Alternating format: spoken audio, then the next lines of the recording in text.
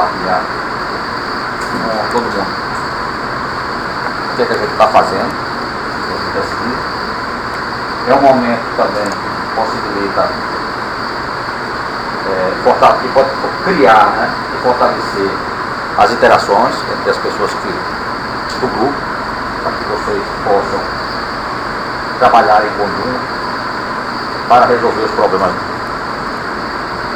da pesquisa de cada um de vocês. É uma oportunidade para que novos trabalhos possam ser criados e artigos possam ser desenvolvidos conjuntamente. Para aquelas pessoas que estão chegando quando a gente teve o primeiro semestre, é particularmente importante, porque para aquelas pessoas que estão chegando ao grupo, principalmente os alunos de mestrado, os alunos de doutorado também que estão chegando, que não faziam parte do grupo, passam a fazer, é uma oportunidade para saber o que é que está sendo feito por as demais pessoas que já estão no grupo. Tá? E eventualmente para definir, no caso do pessoal do mestrado, mais precisamente o propósito, o objetivo da pesquisa da sua pesquisa. Então, é importante que a gente participe, né? Não somente as pessoas que estão apresentando, mas as pessoas que também estão na audiência, que façam perguntas, né? Que conversem entre si nos momentos de intervalo, né? Para que a gente comece a criar essas interações entre as pessoas, certo? Então, esperar que nós tenhamos aqui um bom workshop e para boa sorte aí para apresentar.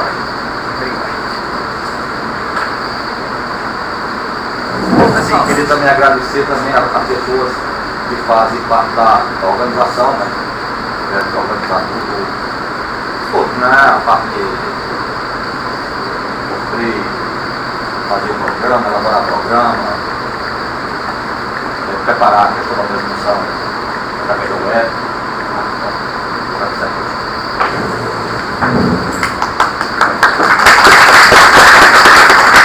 Bom, pessoal, dando início ao workshop, chamamos Jesus, aluno do doutorado de Paulo, para fazer a primeira apresentação.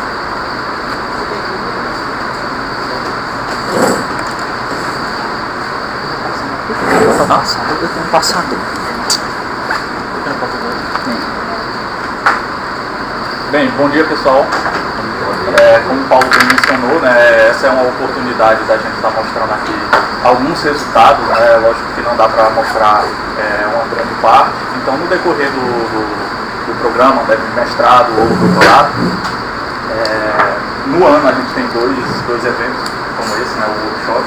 Então é interessante a gente sair mostrando resultados em partes, né, a cada apresentação. E hoje eu pretendo mostrar aqui para vocês o que eu fiz aí nos últimos 6 meses, né, do último workshop para cá, como parte, eu imagino que seja parte final da pesquisa, né?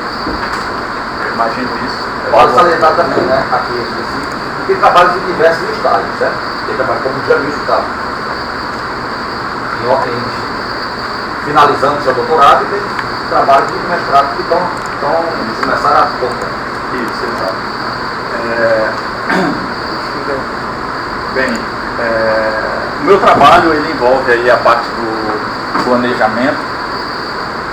O meu trabalho envolve aí a parte do planejamento de infraestrutura de nuvem, né, para serviço de VOD streaming. Então eu trabalho na parte de VOD streaming, né, e pretendo estar planejando uma determinada infraestrutura para esse fim, ok? Para que vocês entendam aqui, eu separei a minha apresentação da seguinte forma: vou dar uma introdução, mostrar uma possível motivação para esse trabalho, problema de pesquisa e a proposta como uma visão geral, né? Aí a gente está trabalhando aí com 3 tipos de modelo. Um modelo para disponibilidade orientada à capacidade, né? Eu quero ter uma maior capacidade dentro da minha infraestrutura, né? Oferecer uma maior capacidade dentro da minha infraestrutura, sendo que a gente quer oferecer isso com um custo razoavelmente bom, né, adequado, e com um desempenho também pequeno, certo? Ou seja, como eu estou trabalhando com a parte de vídeo, é interessante que essa infraestrutura ofereça um desempenho adequado, né? Ou seja, não muito alto, mas que seja adequado dentro dos padrões. Alguns resultados e a conclusão. Okay?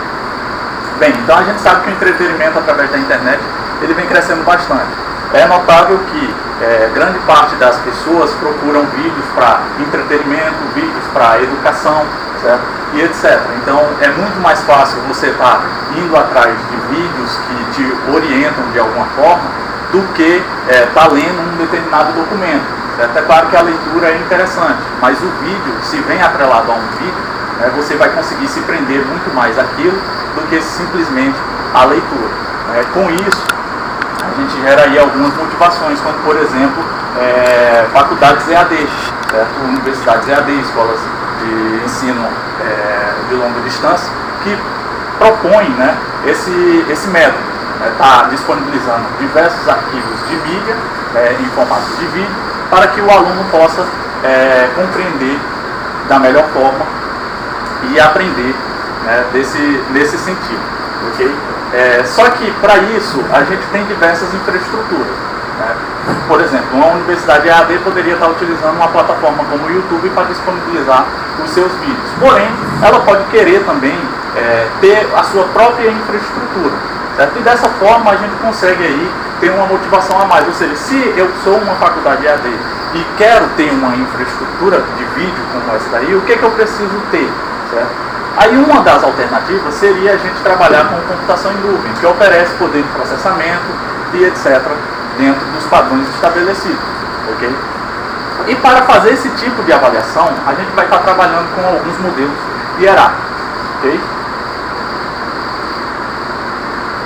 E o meu problema de pesquisa, ele visa responder o seguinte questionamento: que infraestrutura de nuvem deve ser configurada, né, da forma correta para o serviço de vídeo sob demanda, de forma a atender a uma quantidade de solicitações simultâneas de upload de vídeo, certo? De arquivo de mídia. Ou seja, eu quero ter uma infraestrutura que atenda a essa necessidade. Eu vou estar mandando requisições de upload de arquivo, né, e essa infraestrutura deve ser capaz de atender a isso da forma adequada, né, garantindo um melhor desempenho, lógico, um tempo de resposta aceitável, capacidade de acesso simultâneo a um custo que seja satisfatório. Okay? Nessa proposta, então, a gente vai propor uma solução integrada composta por modelos de desempenho, né, disponibilidade orientada à capacidade e custo, além de um mecanismo para avaliação de espaço de projeto dessa infraestrutura. Esse mecanismo ele pode ser um algoritmo que possa prover uma facilidade na hora de avaliar todos esses meus modelos, né, em conjunto. Espaço de projeto de infraestrutura de nuvem de suporte a serviço de vídeo sob demanda. Essa solução integrada permitirá a seleção da infraestrutura de nuvens privada de acordo com os requisitos estabelecidos. Ou seja, se eu estou trabalhando com 3 modelos ou mais, eu posso ter aí um algoritmo que possa avaliar em conjunto esses 3 modelos e me dar um resultado satisfatório. Né? De que modo? Eu tenho uma determinada infraestrutura para um determinado perfil de usuário. Certo? Nesse caso, o usuário ali, que é o meu cliente, ele pode solicitar a um serviço de serviço sob demanda ali de infraestrutura de cloud, né? E a essa infraestrutura de cloud vai avaliar quais seriam as minhas características necessárias, né? E retornar para o cliente dizendo, para você, de acordo com o seu perfil, eu tenho essa infraestrutura aqui de planejamento, certo? Oferecendo quantidade de máquinas físicas, já que é uma infraestrutura privada, quantidade de máquinas físicas, quantidade de máquinas virtuais que você pode estar utilizando e etc. Ou qual é o tipo de máquina virtual que você pode estar utilizando e etc. Okay? Oferecendo aqueles dentro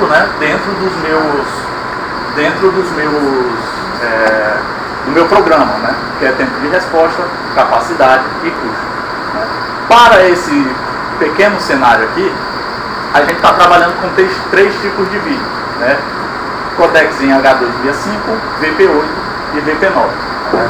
Disponibilizado. O VP8 e o VP9 foi codecs aí, criados pelo Google, né? Capazes de trabalhar com vídeos em resoluções altas, né? HD, UHD e 4K. por que está utilizando esses tipos de arquivo de vídeo? Porque as câmeras hoje em dia, né, já que é para faculdades EAD, as câmeras hoje em dia oferecem esse tipo de recurso, né, gravação em alta definição, certo? E a gente tem um outro arquivo aqui que é muito utilizado também, que a maioria das câmeras também possui essa possibilidade, certo? Em um formato um pouco menor.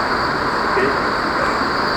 Então a ideia aqui é a gente ter uma infraestrutura, né? Essa infraestrutura é composta por um computador central, conhecido aqui como front-end, né? E diversos nós, ou seja, esses nós aqui são os responsáveis por disponibilizar as minhas máquinas virtuais.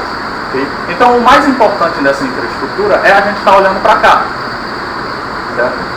Então o que o meu algoritmo vai me trazer, ele vai me trazer uma determinada configuração, né, de máquinas para disponibilizar essas minhas máquinas virtuais, mais um. Né? Então vai ser, em cima do meu trabalho, a gente vai ter uma determinada quantidade de máquinas, mais um, que é a minha infraestrutura, é o que vai me dar a minha infraestrutura. E essas máquinas aqui vai me dar a quantidade de máquinas virtuais que eu posso disponibilizar para um determinado perfil de usuário. Okay? A gente está trabalhando também em cima de duas aplicações, né, para disponibilizar esses vídeos, que é o VLC, né, e o FFmpeg, que me dá suporte à conversão desses vídeos e disponibilização desses vídeos online. Beleza, né? Bem, olhando para cá, a gente observa que a gente tem uma determinada infraestrutura aqui, né, composta de N computadores organizados em paralelo. Certo? Se essa infraestrutura é composta de N computadores organizados em paralelo, olhando para um modelo, eu creio que o Paulo já deve estar passando em cima de um critério de modelagem para vocês, né, olhando para um modelo aqui em RBD, por exemplo, a gente teria, né, uma formulação nesse nível aqui, assim.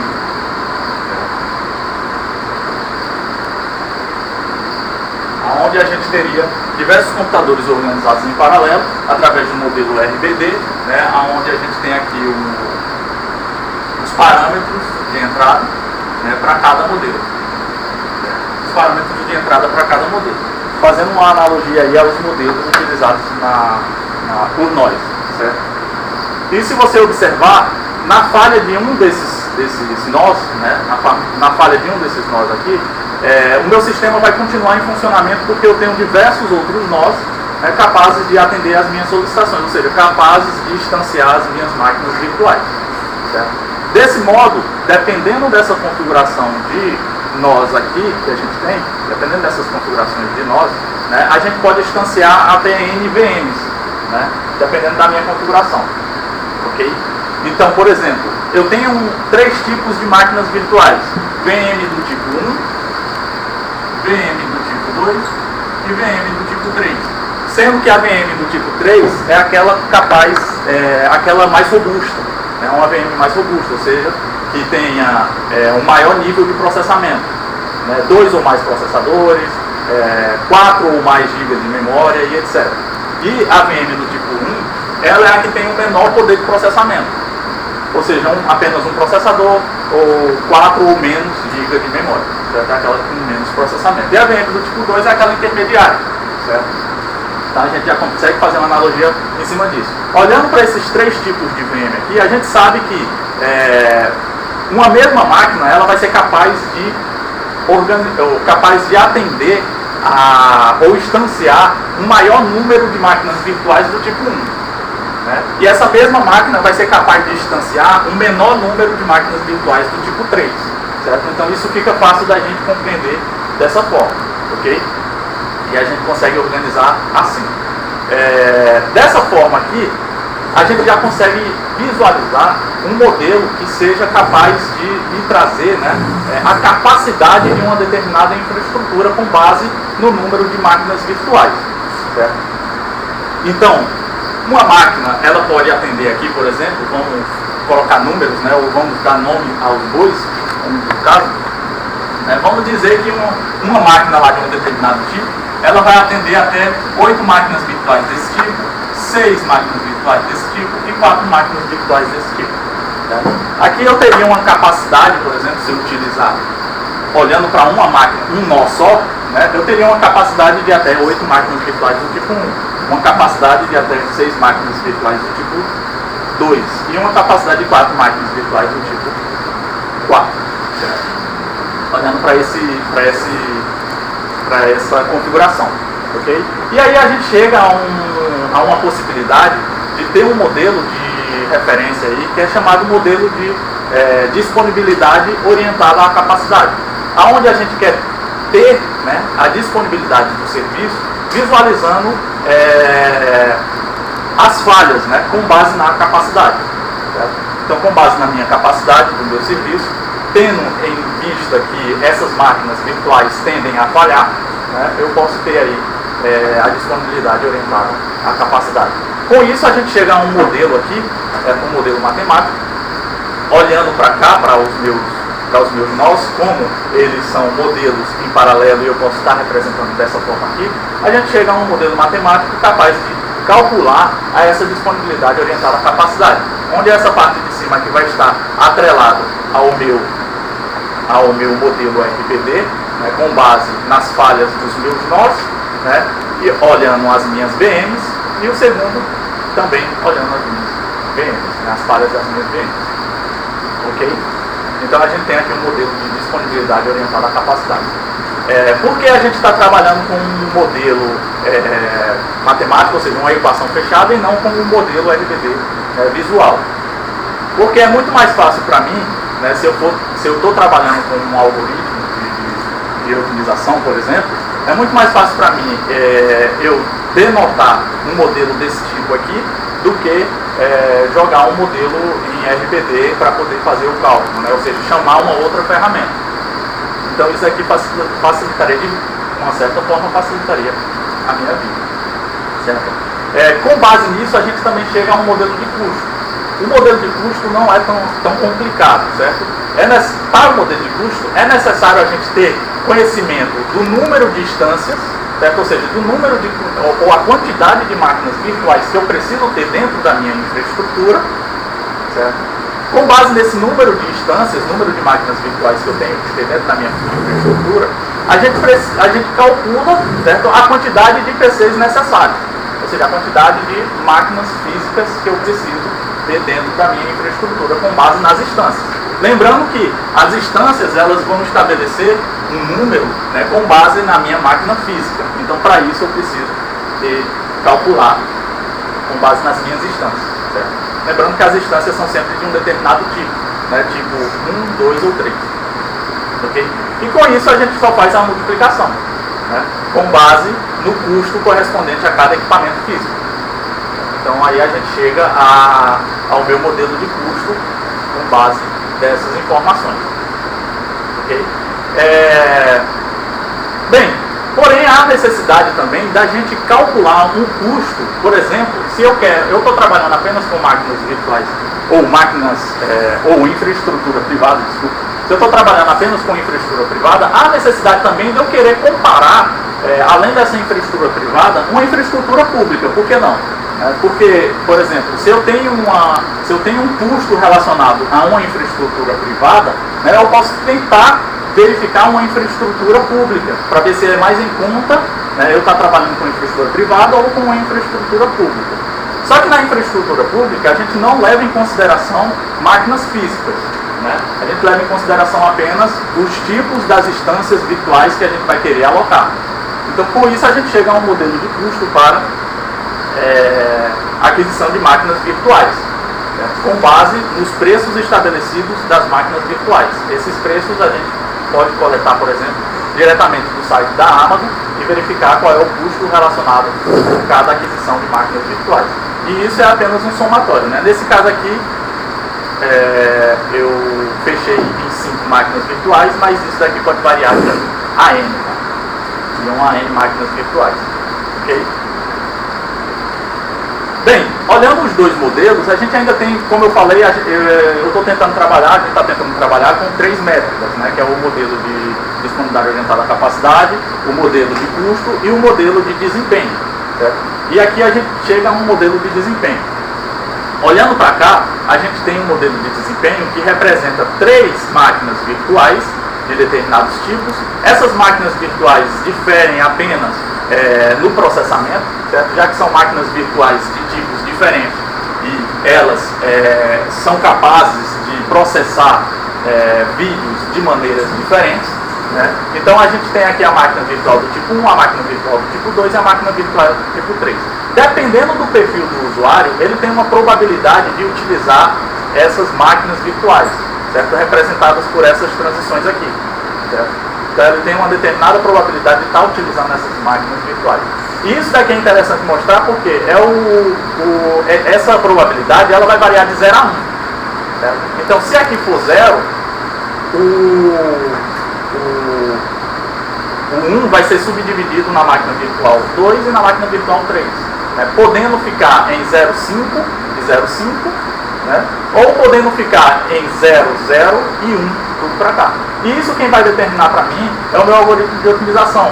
E com base nisso ele vai dizer, é melhor eu alocar apenas máquinas virtuais do tipo 1, né? Do que eu estar alocando máquinas virtuais separadas. Quantidade de máquinas virtuais 1, quantidade de máquinas virtuais 2, quantidade de máquinas virtuais 3. Né? Ou seja, ele vai fazer o cálculo com base nisso. Vai jogar as probabilidades aqui e vai dizer para mim, vai cuspir lá para mim, né, quais são os tipos de máquinas virtuais ou quantas são os tipos de máquinas virtuais que eu vou estar utilizando dentro da minha infraestrutura. Certo? Isso aí é um ponto interessante a gente estar verificando. Certo? Então eu estou trabalhando com diversos tipos de VM, diversos codificadores de vídeo, e esses diversos codificadores de vídeo estão sendo representados aqui. No meu caso, nos perfis de usuário, eles vão estar, eu escolhi, né, estar utilizando apenas 3 tipos de codificadores mostrados anteriormente: o VP8, o VP9 e o H265. Certo? Então são 3 tipos de codificadores. Então ele chegando na VM aqui, ele tem uma probabilidade também de ser o vídeo de um determinado tipo. Certo? Ou seja, o usuário pode mandar um vídeo de um determinado tipo, e tem essa probabilidade aqui. E essa probabilidade também pode ser alterada. Certo? Por exemplo, seja um perfil de um usuário que utiliza muito vídeos do tipo VP9. Okay? Então aí ele vai mandar para um determinado local e vai processar com um determinado tempo aqui. Certo? Então isso também é um critério interessante, porque a gente pode determinar diversos tipos de usuário, aí, diversos perfis de usuário, e ter respostas diferentes com base no perfil do usuário. Certo? Cada VM, como eu falei, tem a capacidade de executar um conjunto de trabalho simultâneo, né, e a capacidade de execução da infraestrutura como um todo. Né, ou seja, o resultado vai me dar a capacidade de execução dessa minha infraestrutura como um todo, de um modo bem geral. Ok? Beleza, né? Então, com isso, a gente pode gerar, como eu falei, diversos perfis de usuário. Observe que foram gerados aqui o perfil 1, 2, 3, 4, 5, 6. Onde o perfil 1 utiliza VP9 com essa probabilidade, VP8 e H265. Ou seja, ele manda mais H265 do que o restante. O perfil 2, ele já continua mandando mais H265, porém a quantidade de VP9 e VP8 é bem menor. Assim como o perfil 3, a quantidade de VP9 e VP8 aqui já é subdividida em H265 entre os dois. Certo? E assim, consequentemente. No perfil 6, a gente achou melhor verificar como ficaria, ou como se comportaria, né, o meu algoritmo, com base nas informações subdivididas da mesma forma. Ou seja, o meu perfil de usuário ele tem a mesma capacidade, ou o perfil tem a probabilidade de mandar a mesma quantidade de arquivos de mídia, né, desses arquivos de mídia para a minha infraestrutura de cloud processar. Com base nisso daqui, o que a gente tem como resultado?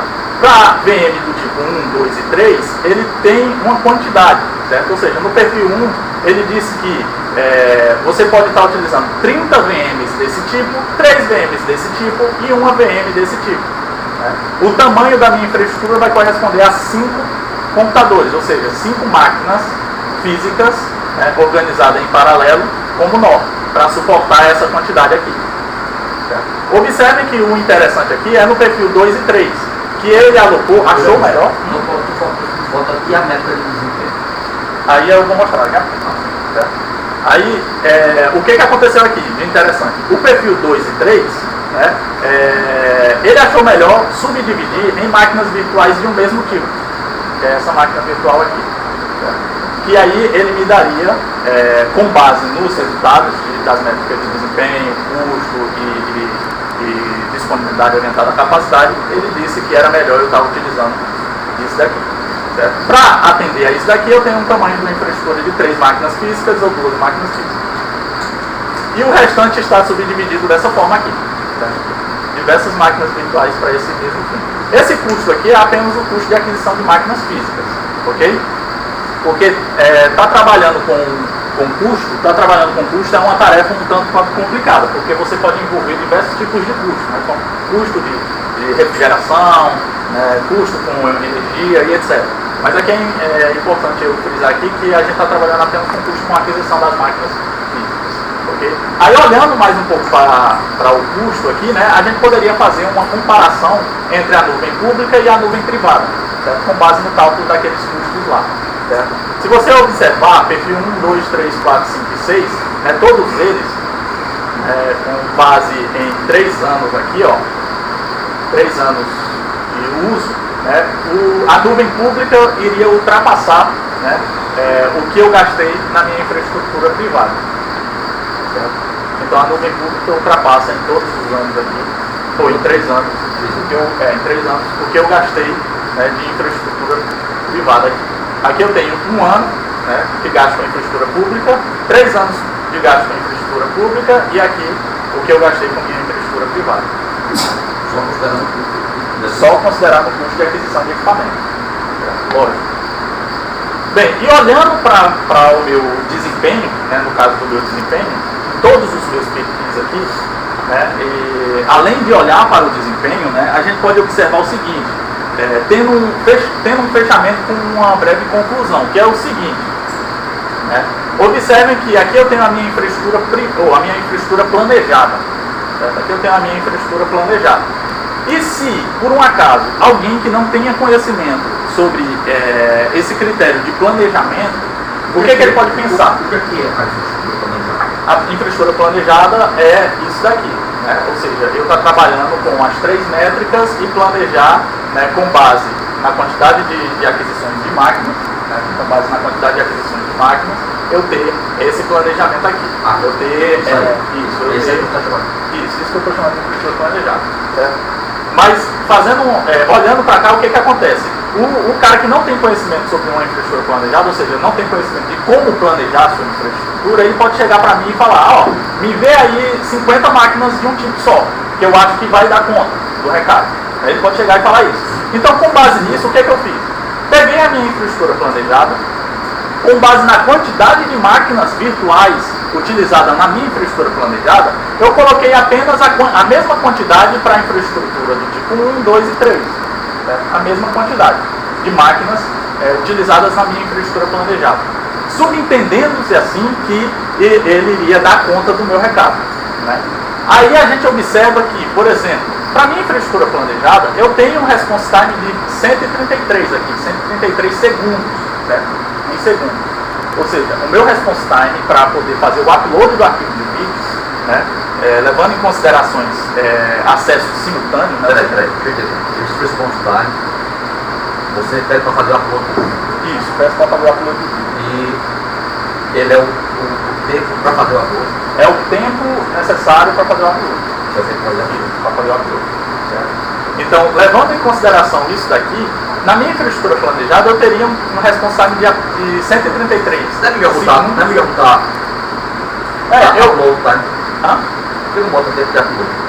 Tempo de upload, pode ser. Porque já fica claro. Porque já fica claro. O arquivo de um determinado tamanho. Isso, um arquivo de um determinado tamanho. Isso é tudo descrito. Né? Deve ser tudo descrito. Beleza. A gente tem tempo, acho que dá pra. E eu preciso mostrar isso pra fora. Tá vendo aí, Renato?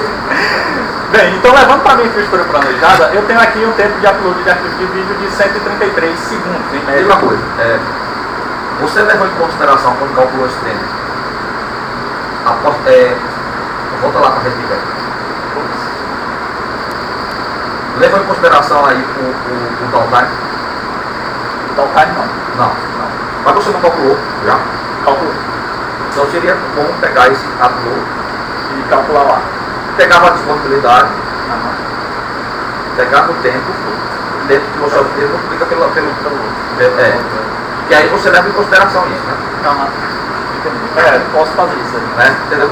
Para levar, porque do jeito que está aqui, quer dizer, você Aí, duas possibilidades. Uma é você colocar a prova aqui, mas aí aquele negócio que a gente sabe que o modelo vai crescer. isso. A alternativa é você calcular a disponibilidade da parte e depois pegar a disponibilidade e juntar com a métrica de desempenho. Isso. É isso? Então, Aí viraria basicamente um modelo de performabilidade, né? mas para calcular a métrica que você tem, né? Você tem a disponibilidade, multiplica, Pelo vai ficar, tempo de resposta. né? Então, agora, a gente tem resposta tem que crescer. Então,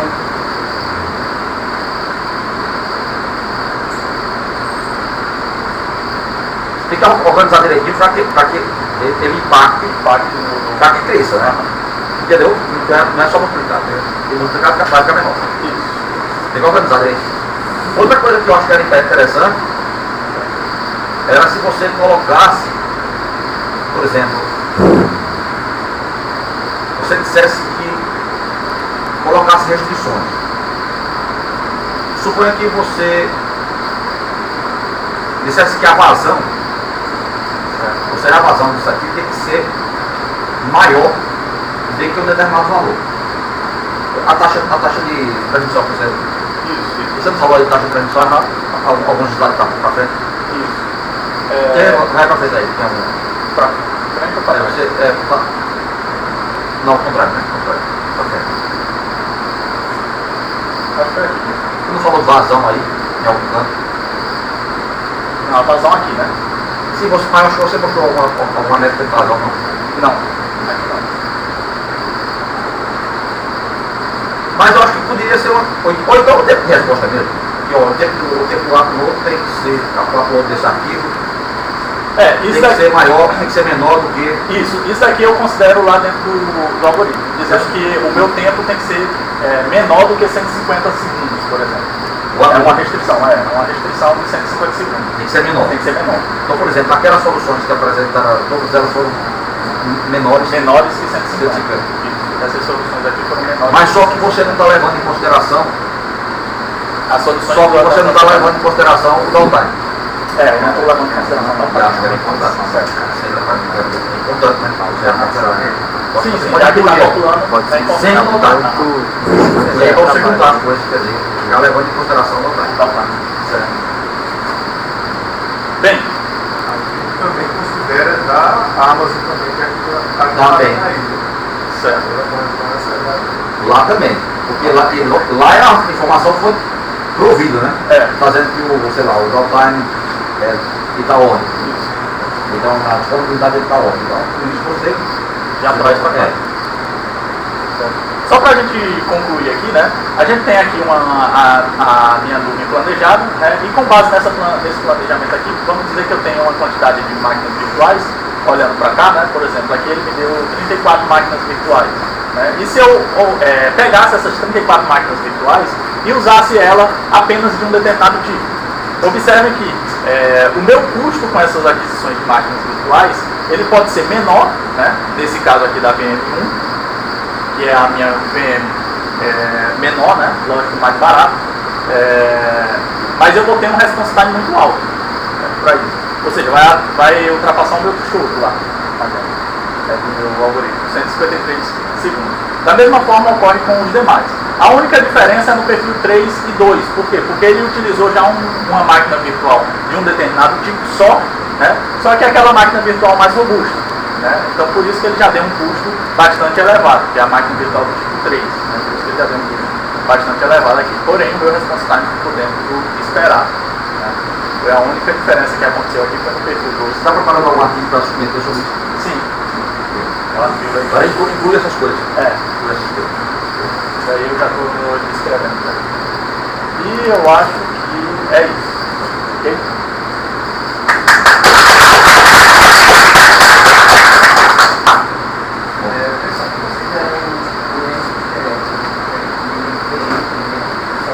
Isso. É considerado o MTTF e o MTTF de VMs também. Aqui.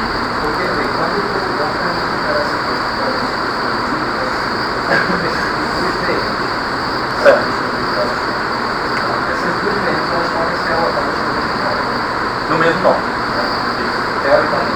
tem uma disponibilidade X. Mas você também pode alocar 90 em cada nota, nesses dois nomes diferentes. E aí essa disponibilidade que pode. Certo. Na verdade, nesse sentido aí, ela não vai chegar a pipocar na disponibilidade. A diferença vai ser muito pequena. A diferença vai ser muito pequena. Por quê? Porque olhando aqui para o nosso modelo aqui, né, a gente tem duas máquinas físicas. A gente tem duas máquinas físicas, que no modelo ele considera a máquina física como sendo as principais aqui, nesse sentido. Mas Né? como responde justamente quantas máquinas físicas está precisando para quantidade de mobilidade? Isso. Só que com a pré-relação quantidade de máquinas físicas, para o fato de eu preciso de 30 VMs, por exemplo, de VM. Então, se uma máquina física dessa forma, vai ser uma máquina física só isso. Não, aí eu faço a divisão aqui. Né? Por exemplo, aqui eu tenho 30 máquinas desse tipo aqui. Né? Sendo que uma única máquina física, ela suporta, vamos dizer que 8. Aí a gente faz a divisão de 30 por 8. Então, é isso que eu estou dizendo. Porque você considera o máximo, vamos para uma quantidade mais. Vamos dizer que uma máquina física ela suporta 2 VMs. Certo. Tá? Na hora que tu faz esse cálculo aí, tu vê que o cara só precisa de 2 VMs. 2 VMs. Certo. Só que aí você só precisaria de uma máquina De uma máquina física. Não é isso? Só que se você tiver uma máquina física e dá 2 máquinas físicas, aí é isso que eu estou dizendo. Ah, sim. Aí a minha disponibilidade vai crescer. Certo? Só que o meu custo também. Também. Só que aí é que tá, pode ser que isso seja interessante.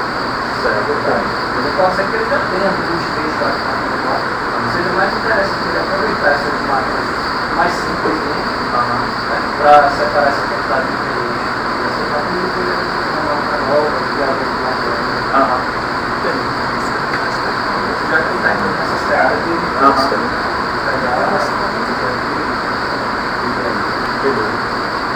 e essa observação que faz aqui, eu não sei, Paulo, se para ele também calcular isso direto, sem mexer no modelo, né? Porque o problema é que na hora que você começar a utilizar a falha lá, no VM, ele vai mudar o modelo que o modelo que está configurando, ele vai mudar para qual defesa ele iria alocar. Isso. Mas é grosso modo, né? Se a gente for querer detalhar demais, mas estou dizendo, mesmo aqui, a gente tem que saber, mesmo nisso que você mostrou agora, a gente tem que parar de não querer entrar no detalhe. Porque se for querer entrar no detalhe, passa de olha. Essa máquina virtual, individualmente, ela está alocada em que máquina física? Se a pessoa for querer aí, a pessoa não vai conseguir resolver nada. O modelo ele vai crescer demais. De grande porte você não vai conseguir resolver nada. Você vai poder ter pode até gerar informações muito precisas para modelos, para problemas bem pequenos. Aí você consegue.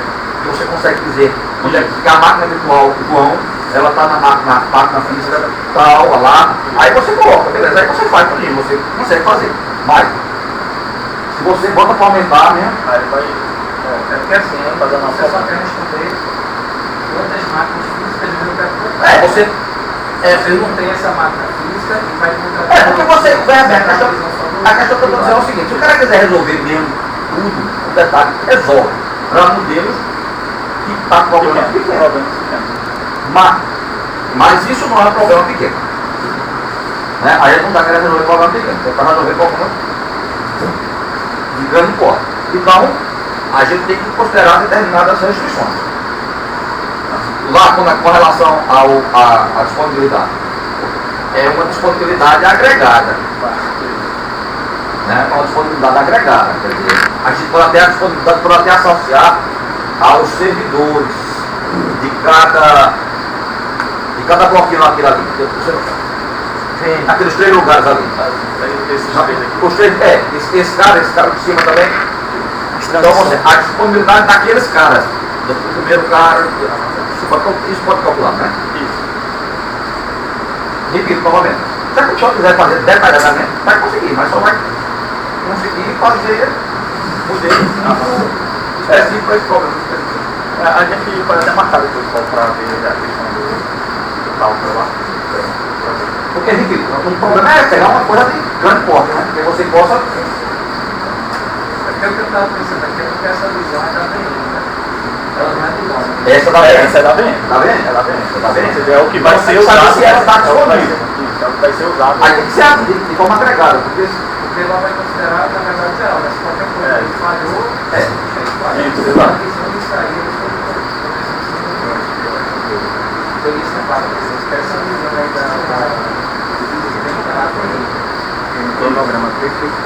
Mas você tem que pegar a disponibilidade. Administrativa também. Isso. Também. Ok? Algo mais que querem? Algo mais? Só para fechar, né? Como o Paulo mencionou, o objetivo daqui era a gente estar mostrando aí para os novatos que estão iniciando aí, ter uma visão geral. É lógico que aqui no trabalho... Até vale a pena, só comentando o que o Gabriel está falando. Eu acho que vale a pena você fazer um exemplo pequeno, considerando o que ele mencionou. Certo. Você pegar um exemplo pequeno e fazer detalhadamente. Um exemplo pequenininho. Aí depois partir Para um problema pequeno. Mas aí você destaca. E dessa forma você não vai conseguir, você não vai conseguir ir longe depois de análise. E aí, parte com uma análise, faz a mesma análise dessa forma para esse exemplo pequeno. E depois, por exemplo, sem levar esse sistema em consideração. Beleza. Ok, pessoal? Obrigado.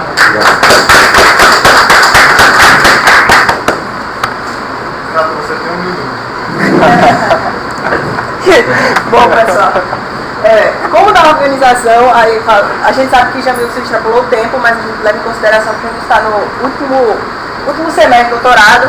Vamos computar isso como sendo o último workshop dele, então ele está gastando o tempo do resto dos workshops. Quem vai me responder? Não, vamos com fé, né? Bom, agora chegou a minha vez de apresentar, que é uma baita de uma sacanagem depois de anos com o trabalho praticamente pronto. Bem, eu que deveria estar pronto, né, professor? Mas vamos chegar lá. Bom, pessoal, bom dia, eu sou Renata e vou mostrar para vocês um pouco do meu trabalho de doutorado, que está no terceiro ano. Eu deveria estar numa fase mais avançada, mas a gente vai chegar lá. Bom, o meu trabalho ele trata sobre modelos de desempenho da penabilidade e performabilidade para o planejamento de sistemas de transporte público. É uma temática um pouco diferente da abordada aqui, porque eu estou tentando aplicar os conceitos relacionados a sistemas na área de transporte público. Bom, a agenda do trabalho, a motivação, a justificativa inicialmente eu vou mostrar para vocês, depois do programa de pesquisa, os objetivos, o que é a minha proposta, os estudos que eu já elaborei e quais são as contribuições que esse trabalho vai trazer, a proposta de contribuição. Bom, inicialmente, a gente tenta trabalhar essa área porque é perceptível que as pessoas o tempo todo estão falando de problemas de transporte. A gente tem um problema de mobilidade muito grande porque as cidades estão crescendo, estão inchando e cada vez mais se torna complicado se deslocar de um lugar para outro. Então os governos têm investido na questão do transporte público. E, principalmente os países em desenvolvimento, esse transporte público ainda requer melhorar bastante a sua qualidade. Há alguns anos, aqui na cidade de Recife, quando eu comecei, eu estava, há 3 anos atrás, estava finalizando o BRT, aqui em Recife, que foi uma das coisas que me levou a tentar resolver esse problema. Mas, até hoje, ainda está finalizando. Então não está finalizando. Então, a gente está buscando dados de outros sistemas para poder trabalhar a problemática da pesquisa, que é melhorar o sistema de transporte urbano. Então, se tanta gente reclama, se é recorrente a questão dos problemas, como buscar essa eficácia no transporte público? Como tornar esse transporte público com resultados mais efetivos?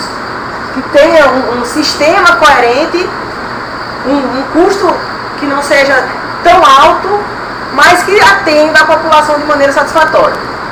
Então aí a gente buscou trabalhar os sistemas de transporte urbano de média prioridade. E aqui a questão do BRT, não é um sistema de baixa prioridade, como os carros da rua e os ônibus normais, que sofrem interferência de todas as vias.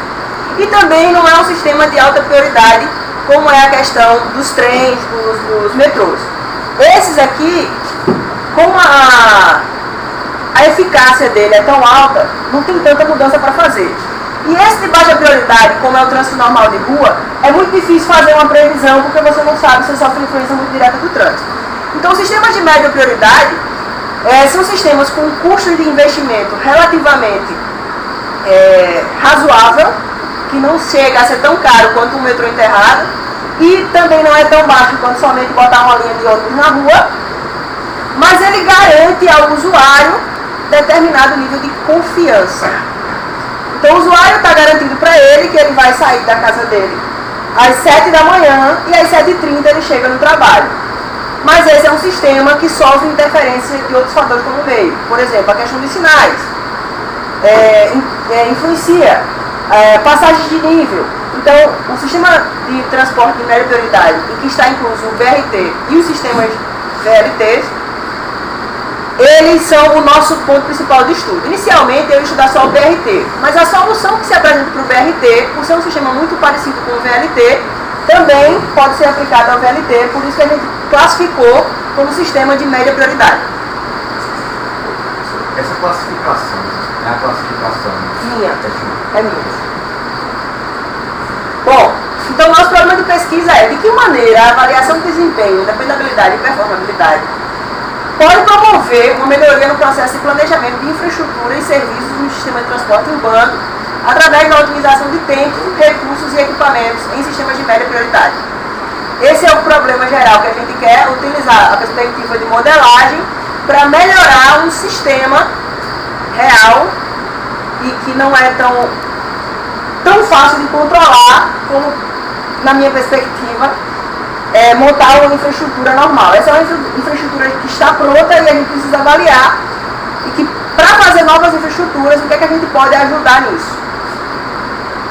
Então, o objetivo é desenvolver uma solução integrada composta por modelos de desempenho, confiabilidade, disponibilidade e performabilidade para planejamento de sistemas de transporte de média prioridade.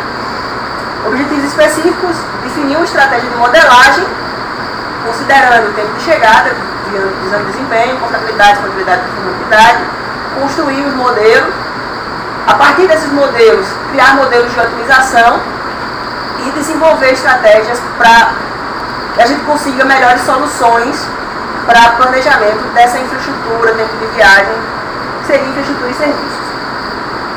Então, quais são as métricas que a gente tem trabalhado? De desempenho, tempo de alcance e destino, probabilidade de alcançar o destino, e probabilidade de estar em determinada estação no estado. A de dependabilidade, o tempo para falha, confiabilidade e disponibilidade, e de performabilidade, impacto da falha no desempenho do sistema. Então, como é que se dá a degradação do sistema por uma possível falha? Essas são as métricas que estão sendo trabalhadas. Então, para fazer esse trabalho, a gente utilizou a seguinte metodologia, a gente está utilizando, né? Primeiro, a gente definiu o modo operacional. Então, qual é a perspectiva de funcionamento e quais são os fatores considerados importantes para esse sistema estar operacional. Quais são as estratégias de modelagem, definir as estratégias para modelar desempenho, confiabilidade, disponibilidade e performabilidade. Fazer os modelos. Por que isso não está no seu artigo?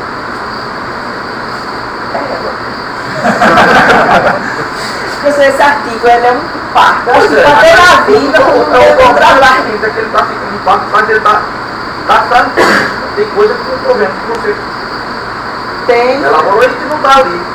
E eu até como meu pai não dá raiva. Imagina eu!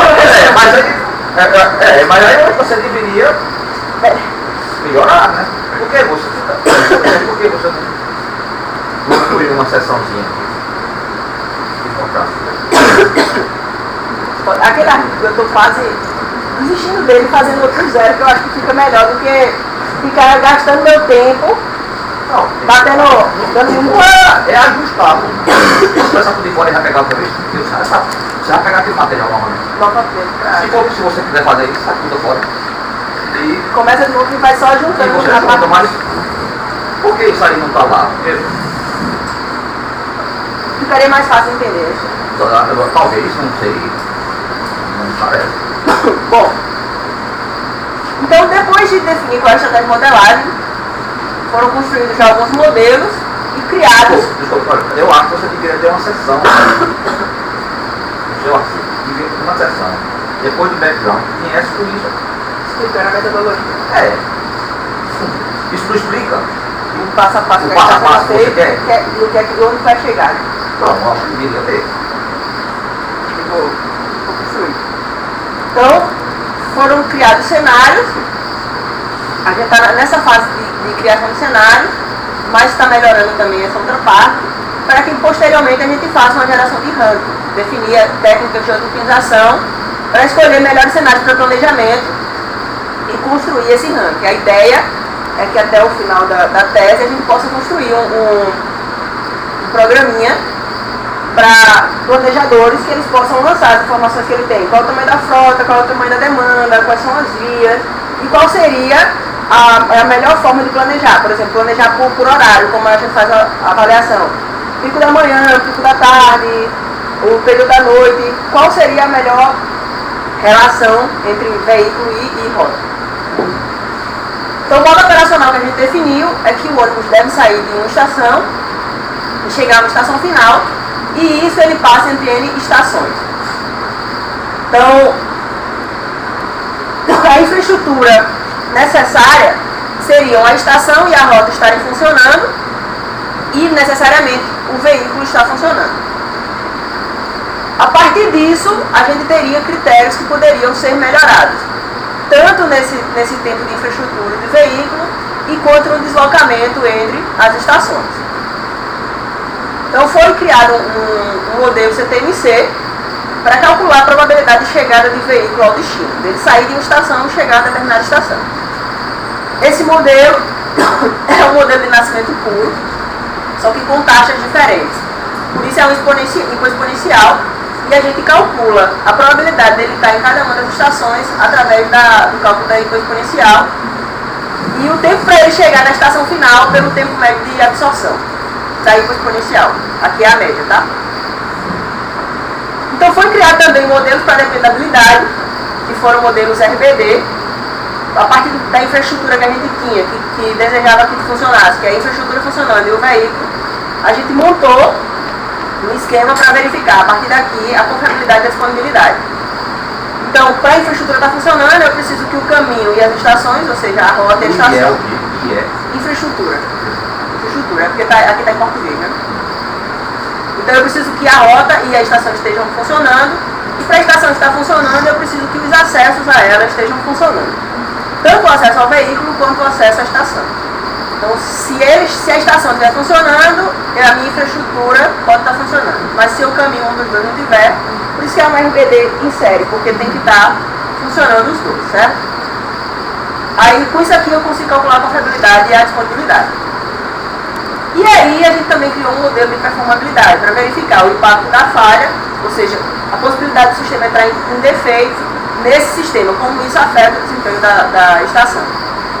Esse modelo é novo, professor, isso aqui o senhor não conhece. É porque, como aqui a gente está derivando do primeiro modelo, o primeiro modelo é uma CTMC, eu achei que para representar melhor o sistema, o veículo deveria ir até a estação final e voltar. Para considerar as viagens que ele faz, porque indo só daqui para lá, se você considerar esses tempos aqui, que são baixos, tipo, coisa de 2 minutos, 2 minutos, 2 minutos, a falha, o impacto da falha é muito pequeno. Concorda? Porque aqui a gente está falando de um sistema falhar em questão de muitas horas. E aqui a gente está colocando o tempo de minutos para ele se deslocar. Então, com esse sistema, com esse modelo do CTMC, o que é que eu calculo? Ainda o impacto da falha, mas considerando que esse sistema vai estar funcionando até que a falha ocorra. Então, aqui... Coloca de outra maneira, talvez... Eu estou entendendo, Deixa eu dar aí. mas assim, eu não diria que é... O que é cu? Os outros até cu, tá dizendo? Porque a representação real do sistema. Eu diria que o que você está querendo representar é outra coisa. Assim, está querendo representar esse negócio contínuo. Contínuo. Porque se eu levo somente em consideração o tempo dele chegar até aqui Isso aqui dá 23 minutos. Certo. Então ele tem 23 minutos para chegar aqui, e aqui é 1 sobre 173 horas. E aqui é minuto, Você está querendo ele representar isso continuamente. continuamente. Aí eu tenho um resultado. Eu já tenho um resultado para isso. Ele fica indivíduo. Indivíduo. Ele fica Para ver lá quantas no- viagens ele pode dar até entrar em falha. Certo? Assumindo que ele vai ficar direto. Assumindo que o veículo está rodando. Certo. Até está Então, rodando. eu diria o seguinte, em vez de você disse que eu estava representando isso. Está representando o comportamento contínuo Da do veículo. estação, do veículo da estação. É. Pronto. Bom, aí a gente fez. Repito mais, para ficar bem claro. Porque a questão do outro lado é o que você resolveu analisar. É. Se é curto tempo ou não, é outra questão. Mas é o impacto. É o que ele está lá. Se a viagem é de 20 minutos, que seja. Olha aqui. É. E esse daqui é uma avaliação contínua. Essa é a avaliação contínua. É outro aspecto. É outra visão É outra que é visão. complementar, né? É, é. Isso não faz com que o outro É. deixe de existir. Esse valor de mandar Oi? Bom, o valor no final do mandar. não vai dar? O valor no final das contas não dá próximo. Eu vou mostrar, eu tenho os resultados para os dois, desse modelo. A gente, Deles, o tempo de absorção, sim. é porque na verdade agora, no primeiro você tem um tempo de absorção para chegar. Nesse aqui você tem um tempo de absorção para chegar aqui ou aqui. Sim, mas você tem que tirar aquele de lá. Porque o de lá é porque você chega lá com sucesso. Com sucesso. E você ali chega Por isso que aqui ele só vem até aqui. Depois que ele chega aqui ele não atende mais. Mas ou ele foi sucesso ou ele foi falha. Na verdade é feito, né? Não foi falha. Aqui, ou ele funciona, ou ele está em defeito. Então eu só tenho um estado absolvente e o outro eu tenho dois. Aí a probabilidade de ele chegar no de lá é muito maior do que ele chegar no de cá. É por isso que eu criei esse, porque esse aqui a probabilidade de ele chegar aqui é ou chega aí ou ele está funcionando. Essa é a ideia, né? Agora não. Aí, você pode calcular a probabilidade para ele chegar Nesse. né? Eu tenho um cálculo Tem. mostrando. É. Ok, vamos lá. Pronto. Aí foi o primeiro cenário. Aqui eu fiz o cálculo dos RPDs. Pronto. O resultado daquele, a probabilidade dele chegar no estado dele sobreviver, é de 96%. Ele entra nesse estado estacionário aqui, tá vendo? Você está usando qual primeiro? Esse aí. Esse. A probabilidade dele estar aqui, dele chegar lá, é só em 20 minutos ela cai e depois ela entra em estado estacionário.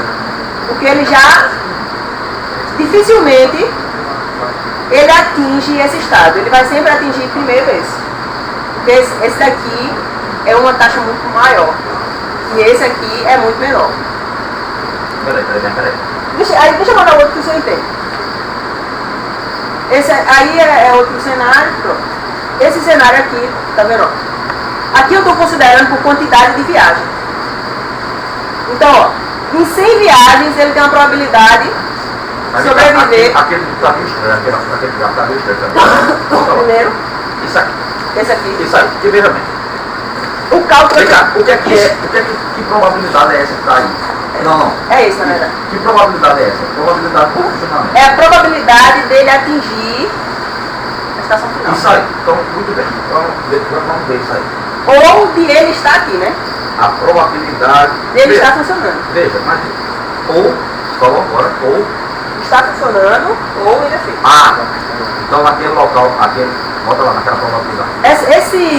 Esses números aqui, eles são representados por 1 menos a probabilidade desse estado. Sim. Agora sim. É 1 menos a probabilidade desse estado. Por isso que ele entra em estado estacionário de função rápido. Da mesma forma que nesse cenário aqui, é 1 menos a probabilidade desse estado. Certo. E Então aí, ele leva muito mais uma tempo. avaliação do cliente. Transiente. Então aqui, o que acontece? Aqui eu considerei pela quantidade de viagens, pela quantidade de voltas que ele dá. Certo. Isso aí, Porque eu calculo pelo tempo, aí vejo o tempo da viagem e verifico quanto tempo ele demoraria. Então, você verifica que ele consegue, para 400 viagens, a probabilidade dele ainda estar funcionando é 20%. Porque levando em consideração que eu não considero manutenção, eu estou considerando entrou em falha, já era. Entrou em falha, já era. E se eu for considerar manutenção, que é uma outra possibilidade que eu posso colocar, aí você pode melhorar o nível de sobrevivência. Então, esse aqui foi o estudo mais recente que eu estou trabalhando. Só que como eu não coloquei no artigo, eu sempre fico me prendendo ao danado do artigo. Por que você não coloca?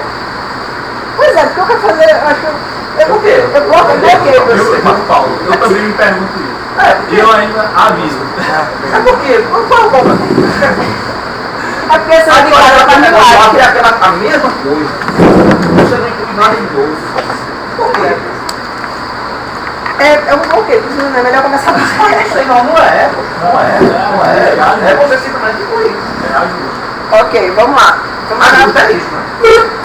Bom, então, a ideia... O tempo já foi? Já foi, 17. Então, quem tá aí, Ele é ruim. Então, você tá autorizado aí. Então, vamos lá, finalizando, a contribuição é a propor os modelos, construir estratégias, criar o algoritmo de otimização. A gente já fez os modelos CTMC, modelo hierárquico e heterogêneo, e desenvolver os estudos de caso para validar. Agora, a gente está fazendo nossos estudos de casos, construindo o modelo de otimização, que eu acho que é a pior parte, mas eu só posso chegar nela depois de finalizar a anterior, o algoritmo desenvolver a ferramenta. Bom, eu espero conseguir agilizar o processo, pedindo desculpa ao professor pelo trabalho que eu estou dando. Rapaz, você tem coisa nova, está aquela coisa da sessão, esse resultado novo. Faça isso, pelo amor de Deus. Pois é, agradeço a contribuição de Gabriel, Jamil, do senhor, e a paciência, principalmente. Mas inclua, bota essa sessão aí que tem, da visão geral, com outros resultados novos. Faça logo. Jamil, você não tem tempo para mim não, professor. Você fica não faz milagre, não, professor. Mas é você pode passar por outra coisa, não eu. Mas ele tem que me ajudar. Não, mas você ele vai doutorado para você. Ele tem que me ajudar. Professor, obrigado. Alguém alguma dúvida? Bom, dando continuidade, eu chamo agora o meu amigo Sony, Rony Erce, para apresentar o seu trabalho. Você tem 15 minutos, viu? E eu que conto agora. Bom dia, pessoal. Meu nome é Ronieri, sou orientador do professor Paulo e vim apresentar a vocês aqui, foge um pouco assim é uma modelagem à parte, utilizando uma árvore de ataque para esse tipo de cenário aqui, que são ataques, avaliar ataques simultâneos a um sistema de gerenciamento de cloud, utilizando árvore de ataque, attack tree. Vamos em frente.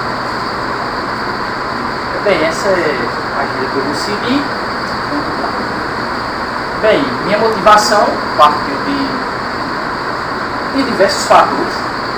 Número crescente de ataque de negação de serviço, a infraestrutura de nuvem, o objetivo de intuito ilícito, de adquirir algumas informações privilegiadas, enfim. E esse crescimento tem demonstrado a fragilidade de infraestrutura de cloud computing. E estima-se que há um crescimento anual de 44% de ataque de DDoS, de acordo com a The Network, que anualmente, semestralmente, ela lança um documento catalogando todo tipo de ameaça a rede. E tem outro problema, e está em alta, com o avanço da internet das coisas, há uma tendência, há uma propensão a mais para a utilização indevida desses dispositivos para se tornarem futuras botnet, zumbi. Bem, que seu computador executa o que você não esteja, mas não está executando, atacando um servidor, um data center, um website, enfim. O propósito da pesquisa é apresentar um conjunto de cenários para avaliar impacto de ações maliciosas em infraestrutura de cloud, que de certa forma também pode se modelar com ataque físico, ataque real da pessoa, e não somente um ataque virtual. Mais na frente eu explico. Bem, o objetivo específico é propor um modelo de ataque para infraestrutura de cloud computing, considerando as principais vulnerabilidades atualmente que possam ocorrer em um ambiente de nuvem, identificar o impacto de diferentes tipos de ataque que possam ocorrer no ambiente, porque é óbvio que cada ataque tem sua particularidade, e propor contramedidas para mitigar essas ações maliciosas nas infraestruturas de cloud. Bem, esse é um modelo genérico, de uma compreensão mais sucinta, mais simples, que pode ser até chamado de fault tree, que o professor Paulo tinha mencionado anteriormente para que eu procurasse, onde ele mostra a probabilidade de sucesso diante de um cenário hipotético, um exemplo de um ataque cibernético, que ele possa subornar o funcionário, injetar o arquivo diante esse suborno, onde ele tem a taxa de falha, a taxa de sucesso para a injeção do arquivo malicioso e a disseminação do vírus na empresa, na corporação.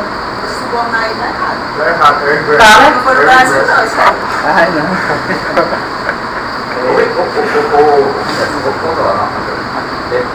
As portas são São essas bolinhas, porque essa é uma forma bem genérica de representar, mas na frente... e aí como é que eu sei que a porta é um tipo O ou uma porta Não, aqui não tem não, mas na frente eu vou mostrar. Pode-se dizer que seja tipo O, um tipo I, né? Mas do jeito que está aí... Não consegue não, mas aqui representa-se que tem uma árvore abaixo desse sinal, mas é mais algo genérico, mas mais na frente eu vou mostrar uma representação mais robusta, mais fechada, mais redonda. Bem, aqui é onde se pode, fazendo uma analogia, que seja um U e um I, esse quadrado de bolinha. O quadrado é O. Isso, O. Onde eu posso escolher isso? O funcionário A, o funcionário B, o funcionário corrupto, né? A, B, C ou D, N, funcionários, a parte de engenharia social, enfim. Um site para escolher executar essa ação maliciosa, enfim. Aqui, o pessoal estava perguntando, fica mais denotado, de certa forma, como eu posso chegar ao meu objetivo, que é um ataque cibernético. Bem, eu posso, se o file estiver desativado, com problema, mal configurado, enfim, eu posso executar um SQL inject ou até um ataque de negação de serviço, tá de forma simples, mas tem outras raízes aí, outros nomes. Qual é a diferença de um ataque e uma função fault tree? A fault tree ela trabalha somente com a probabilidade do sucesso. E a attack tree não, ela trabalha com a probabilidade, com custo e N fatores. Principalmente com custo.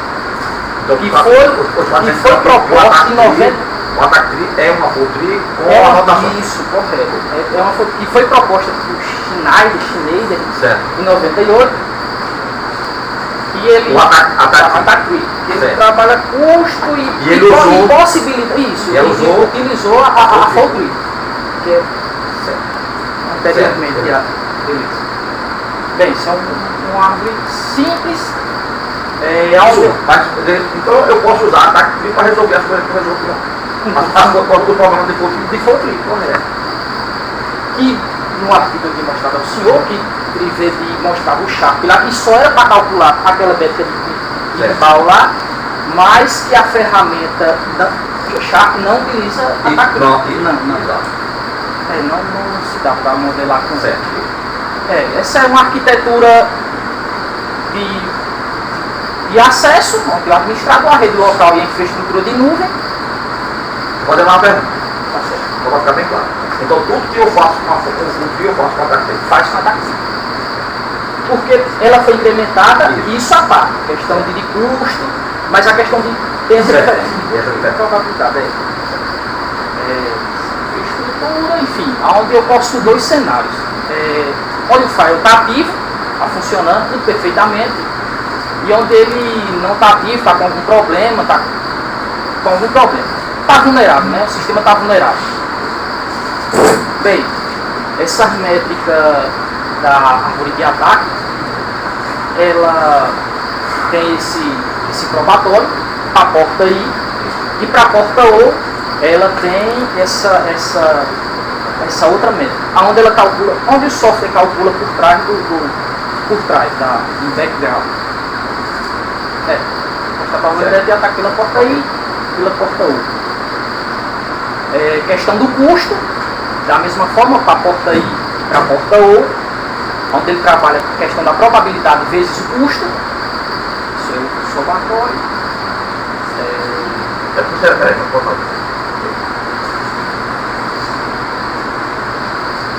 Isso é de forma genérica, para todos os artigos que eu revisei. Esse trabalho aqui, custo do ataque. Isso é o custo do ataque, para a porta I e para a porta U. Você associa a cada nó folha. A cada entrada. Isso, o custo. Porque a partir do momento que eu vou modelar, cada entrada dessa tem um custo. Cada entrada dessa tem um custo. É um ataque. É isso. Aqui tem um ataque. Tem um custo aqui do cara que está atacando. No caso, se for um funcionário corrupto, eu vou ter que comprar ele, eu vou ter o meu custo e vou ter o custo da empresa com a mitigação do ataque. Ou com a ação que ocorrer. Também posso modelar, posso colocar, se for questão física, um delinquente, onde eu modelo uma vítima e o agente. A empresa e o cara que está atacando, a pessoa que está atacando. Aí eu atribuo as coisas. Mas eu estou vendo agora, por exemplo, uma porta aí. Para o custo, para aquele ataque ter sucesso, é necessário que esse ataque seja executado e eu tenho que ter o custo dele e o outro isso, também. Então por isso tem que ser o somatório. Isso, aí ele vai mostrar. Porque é o somatório lá. Né? E aí você coloca na porta aí. Na porta 1 eu não estou entendendo ainda, mas depois eu vejo. Tá certo, que é bacana. Aí volta lá, isso é verdade. Então custos, aí para a porta O e essa probabilidade desse. O somatório, vinha até aí, a probabilidade vezes o custo. Qual a probabilidade de ele ocorrer? Que ele vai de 0 a 1, 0,75. Que probabilidade é essa? Aonde? Porque essa aqui de ocorrer o evento.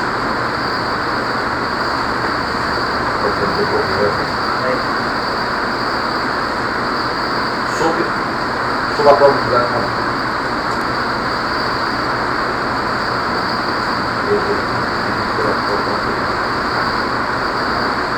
Tá bom, ok, pode ver. Isso aí tá no artigo, tá em arquivo, né? Tá, ok, tá bom. Aquele, inclusive, de Vedic e outros que eu. Vai lá.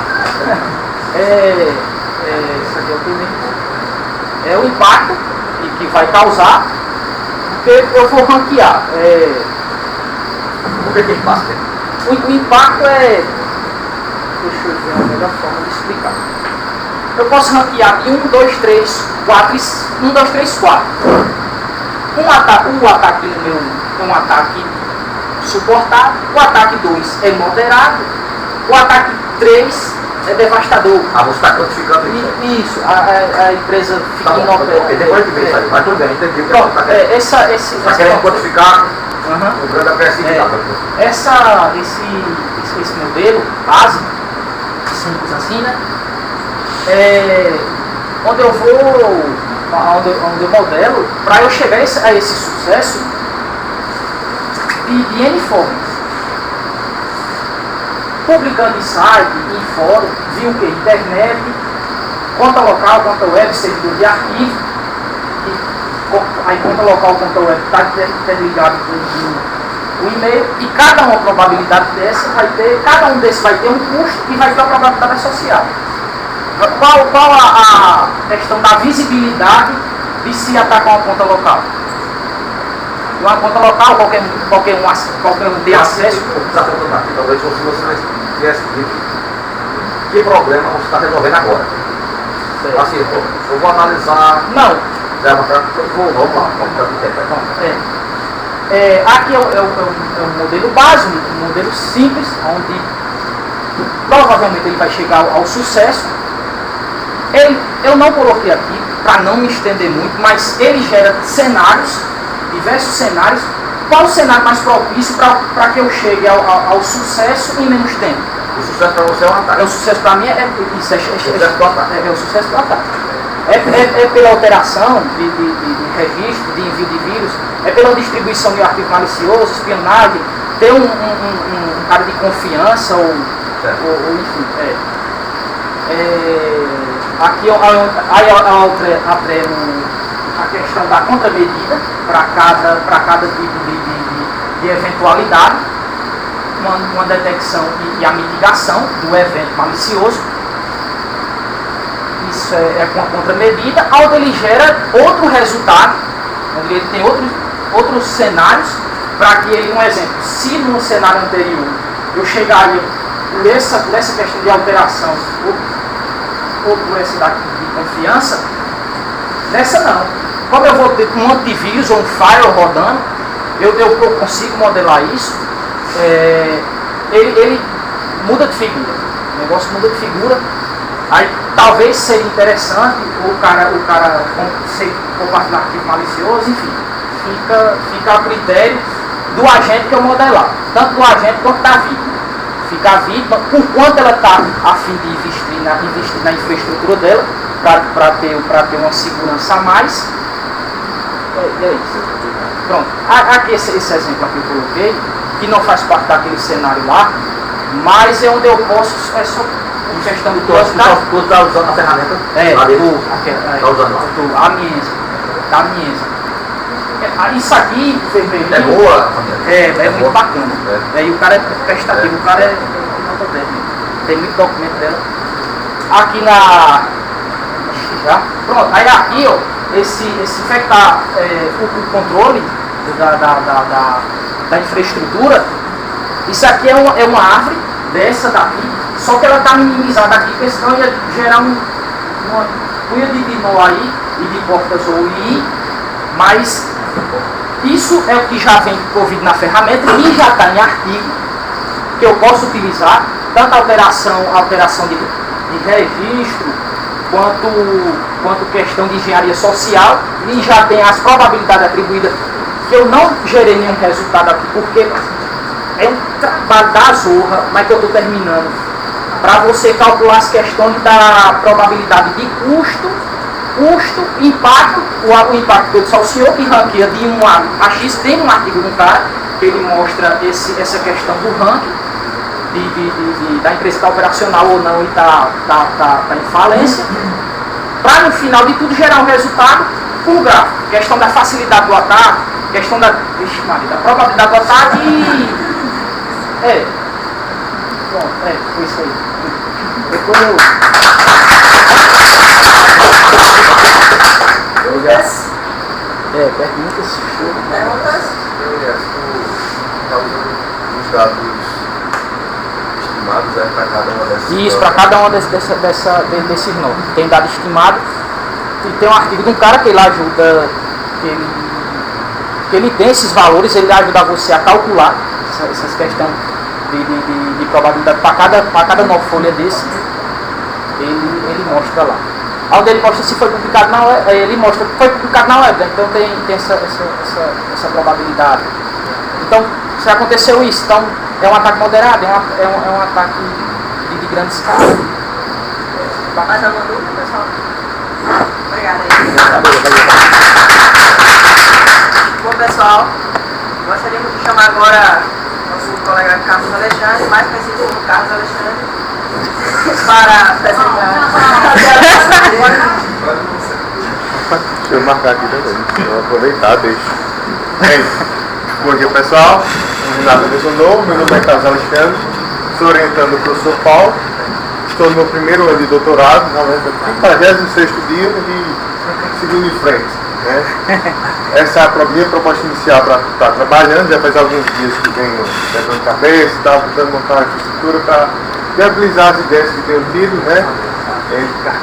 E a principal delas é esse planejamento de infraestrutura de computação em nuvem, que é baseado em arquiteturas heterogêneas, com GPU e CPU, né, no fornecimento de máquinas virtuais.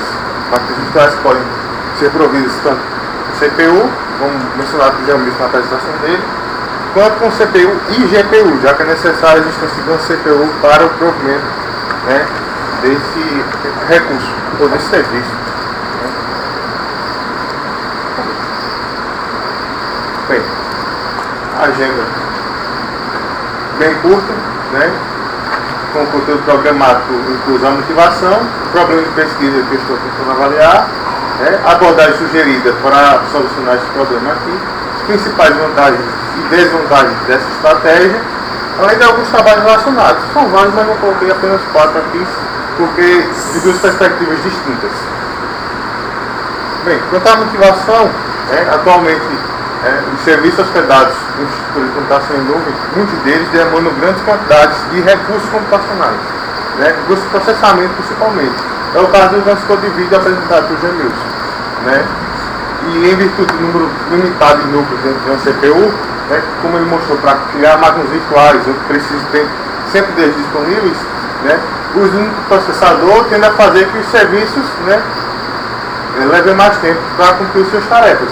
Porque além da CPU estar no host, o sistema operacional do host vai estar também trabalhando com a máquina virtual e o sistema operacional dessa máquina virtual, né, e o serviço.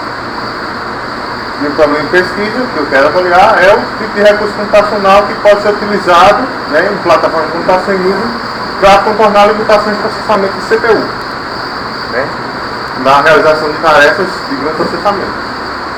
E a abordagem sugerível, né, talvez viável, que eu estou tentando analisar no momento, é a utilização de unidades gráficas de processamento, né, para executar a parte do serviço que demanda grande processamento, a parte paralelizada do serviço, né, talvez o serviço não tenha, né, e principalmente o grande número de núcleos que possuem essas GPUs, né, núcleos pequenos por sua vez comparados com as CPU muito fortes.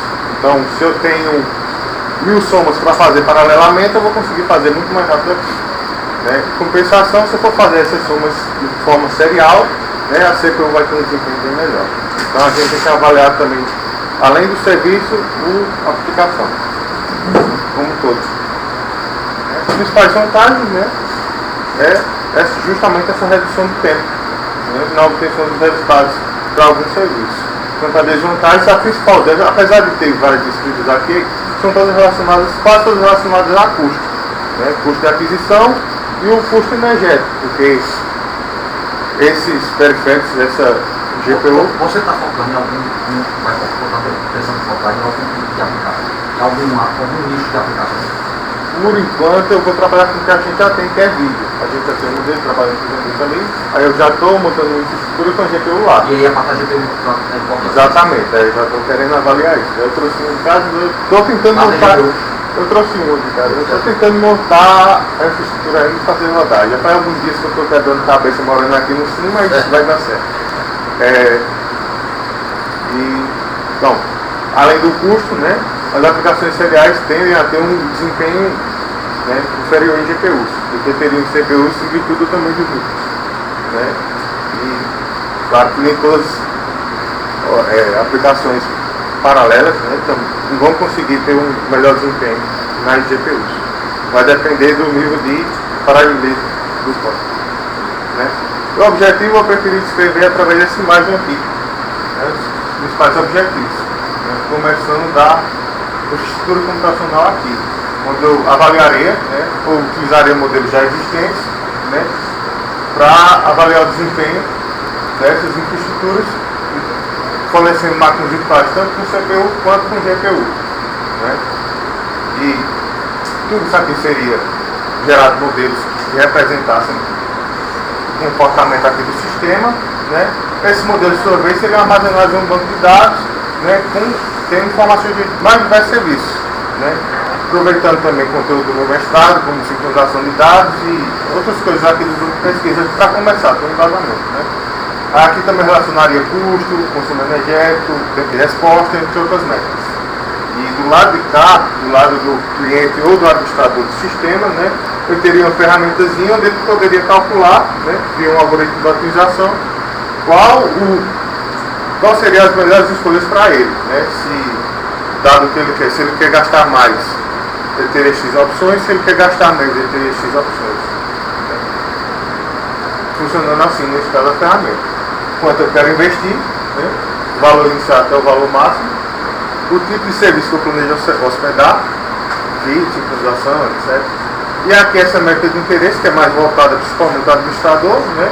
Se ele quer um melhor desempenho, se ele quer uma melhor disponibilidade, vai de acordo com a SLA que ele planeja estabelecer. E aí ele realizaria a avaliação e obteria resultados, né, proporções para cada tipo de serviço. Uma vez do tipo 1 seria melhor para esse serviço, do tipo 2 para esse outro, do tipo 3 e assim sucessivamente, variando, claro, disponibilidade, desempenho e outras metas associadas. Né? Aí pegar alguns trabalhos relacionados, tanto aqui do grupo de pesquisa, que já é para começar a trabalhar, né? Para não perder tempo procurando. Porque a gente sabe que a parte da pesquisa a gente perde bastante tempo nessa busca de trabalhos relacionados para montar um referencial teórico muito forte, né? Para comprovar aquele trabalho que você está fazendo, se ele tem algum diferencial. Né? E aqui do grupo de pesquisa tem dois, e peguei esses dois sistemas, já vários outros também, mas que avaliam o desempenho, né? E o faz através da realização de benchmarks, né? O padrão, você aplica um benchmark, tanto de CPU quanto de GPU, né? E agora desses, nenhum tinha ferramenta desse tipo da que eu estou propondo aqui, né? Nem apresentava modelos. O Digo aqui também, em 2015, ele também só avaliava o desempenho de GPU e CPU através de processamento de gráficos. Nada mais é do que um benchmark aqui no caso. E também não apresenta modelos. Aqui, mais recente aqui no grupo de pesquisa, nós temos a tese de Edson, de 2015, que ela faz o planejamento, né?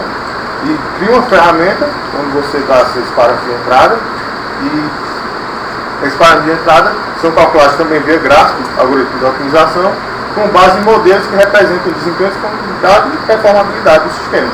Né? Ao serviço que ela avaliou foi um serviço na plataforma EAD. Né? Semelhante também ao realizado por aí em 2017, né? Tanto nos artigos quanto na tese dele, né? O serviço que ela avaliou, né, na parte de GPU foi reconhecimento facial. Né? E o planejamento dele foi voltado a Mobile Cloud Computing, onde o principal foco é a realização de offload, reduzir a parte de trabalho dos dispositivos móveis e colocar ela na nuvem. Então ele utilizava a GPU para fazer o reconhecimento facial.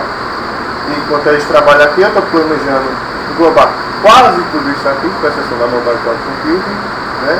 E a parte de consumo energético nos servidores, data center, tem vários trabalhos aqui já, o de Gustavo é um deles, onde ele avalia o impacto geral em data centers reais, né?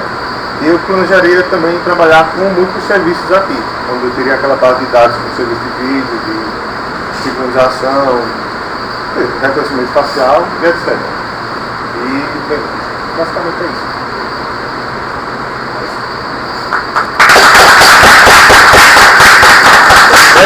Parabéns, cara. Você tem uma coxinha extra. Então. Pessoal, dúvidas? Alguma contribuição a Carlos? Pode ser um e-mail também, já. CSM3, caso vocês queiram mandar. Ou conversar. Aí eu explico. Se quiserem conversar e quiserem 10, melhor. Obrigada, Carlos. Dando continuidade ao nosso trabalho, a gente chama agora o aluno Paulo Roberto para fazer a apresentação.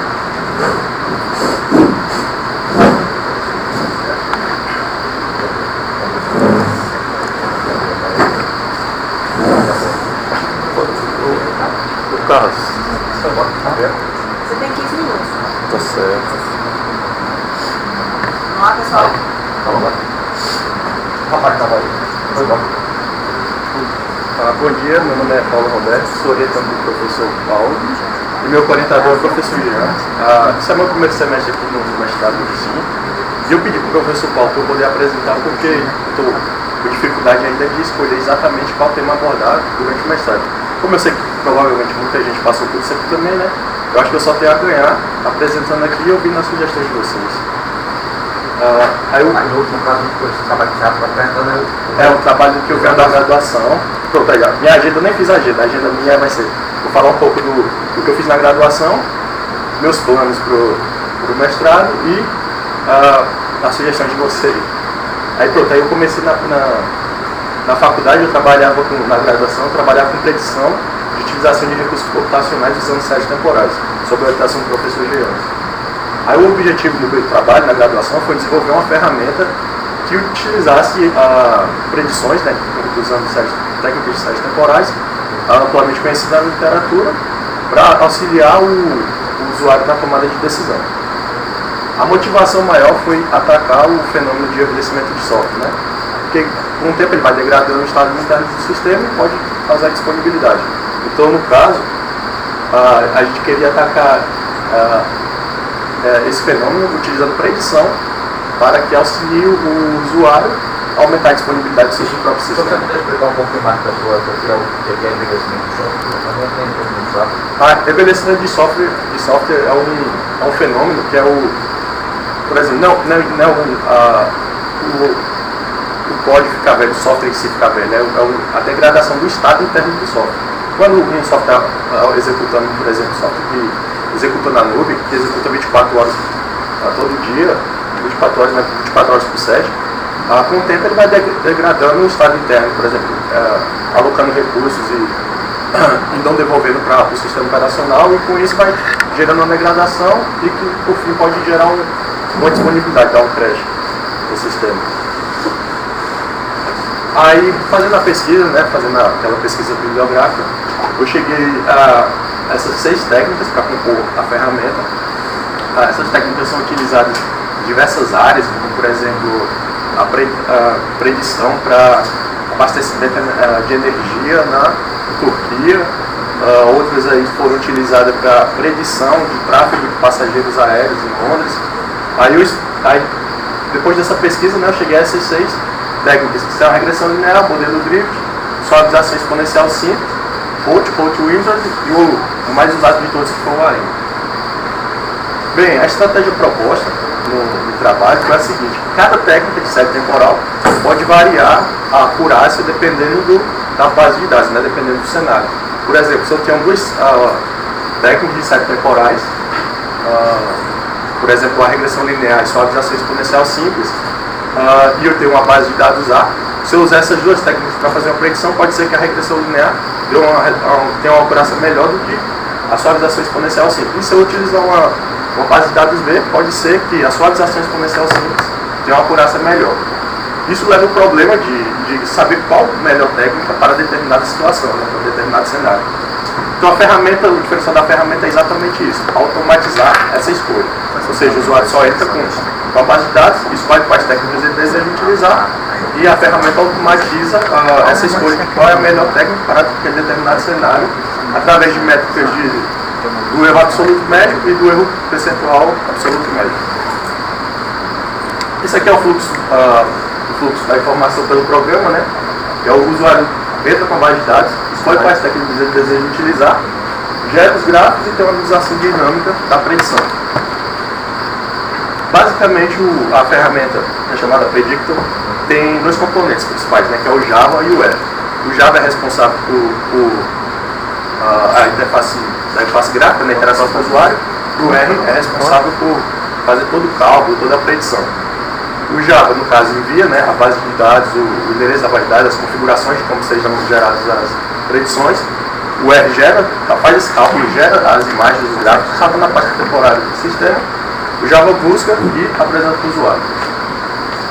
Essa aqui é a interface, né, do programa. Ele é constituído de 3 passos, a gente pode observar ali em cima.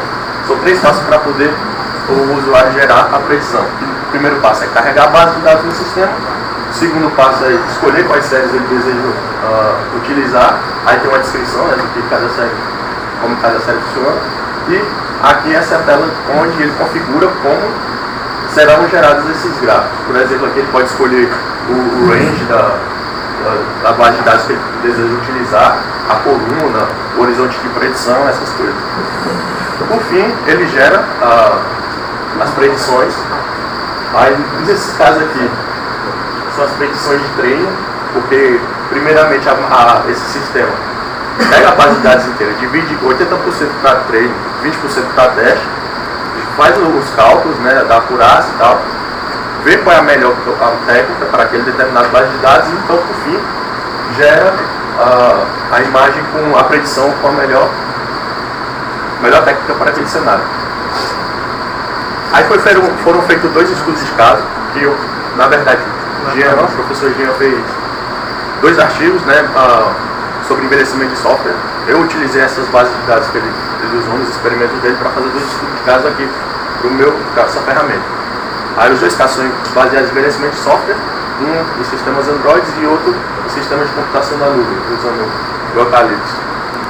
Aí o primeiro foi o seguinte, ele percebeu que o Foursquare tinha sintomas de envelhecimento de software rodando no Samsung, né, com 208 MB de memória RAM. Aí ele coletou esses dados referentes à memória RAM do Android, com intervalo de 10 segundos por 35 minutos. Pegando esses dados, que claramente aparentavam o envelhecimento de software, jogando na ferramenta, obtive os seguintes taxas de erros, né? Nesse caso aqui, o ARIMA foi o que teve o menor erro, consequentemente, a maior acurácia. Esses aqui eu acho que não dá pra ver direito o que dá lá atrás, acho que nem tá perto. Mas isso aqui são as imagens de treinamento. Aqui tem 3 cores, né? Por exemplo, aqui é o treinamento, aqui seria o teste, e o I azul, que tem essa região cinza ao redor, é a predição. Essa região cinza é o intervalo de confiança. Aqui é a melhor, a técnica com maior acurácia, né? No caso, para esse caso, esse cenário. Aí no caso aqui foi o ARIMA, essa é a predição. Tem um limiar aqui, uma linha cortando a predição. Essas regiões, a região cinza e a região azul aqui. São intervalos de confiança. Qual delas? Na verdade, essa daqui, porque eu sou no é 80%. Se são intervalos de diferentes níveis de confiança. Isso. Entendi. Aí tem um limiar aqui, né, que lá na configuração o usuário pode colocar um threshold, e se, no caso, esse threshold cruzar, interceptar a predição, aí a ferramenta demonstra qual momento isso ocorreu. Essa foi a ferramenta que você implementou no seu gráfico. Aí o segundo estudo de caso foi as amostras foram coletadas uma a cada minuto durante 30 dias, e era um ambiente composto por 6 computadores, né, rodando o Ubuntu e o Eucalyptus. Aí fazendo a mesma coisa, né, pegando esses dados, jogando na ferramenta, sobre ter estudo de caso, a suavização exponencial simples teve melhor acurácia, né, menor erro. Aí novamente as imagens de treinamento e a predição final. Bem, agora eu vou falar das ideias que eu tenho para a continuação do mestrado, né? As ideias ainda estão bem cruas, né? Você está pensando em misturar isso? Mas mais ou menos, sim. Mas assim, pode ser uma sugestão aí muito de tudo, né? Você está pensando. Estou buscando. Aí uma das possibilidades seria utilizar a rede de Petri e cadeia de Markov para fazer predições.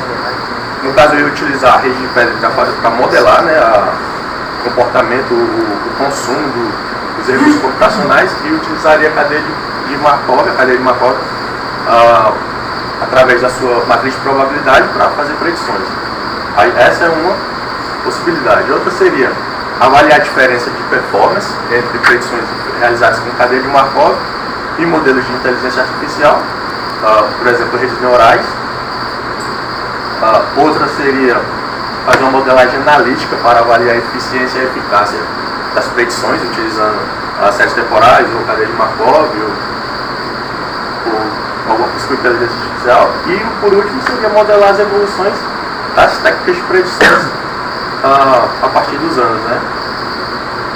E agora, pelo amor de Deus, me dê ideias, qualquer coisa. Você está pensando em aplicar isso no seu mestrado? Está pensando em aplicar em algum contexto particular? Ainda não, senhor, ainda estou perdido ainda. Você está pensando nessa inglês? Ainda não, é. Aí por isso que eu vim apressar, porque eu queria ideias, sugestões. Pensando aí.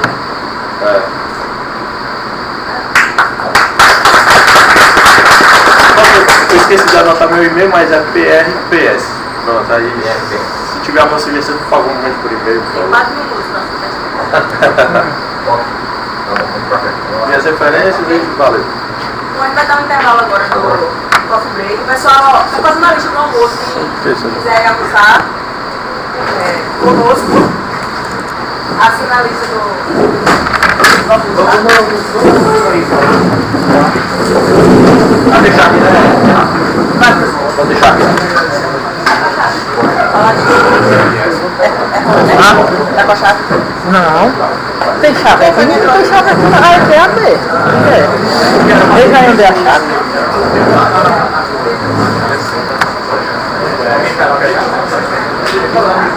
Cara, eu acho que aí também tu vai pensar já agora. Então. É engraçado que esse live stream ele não coloca limitação, né, na transmissão, né? Não. Ele transmite interruptamente e tal, não coloca também aviso e anúncio, nada.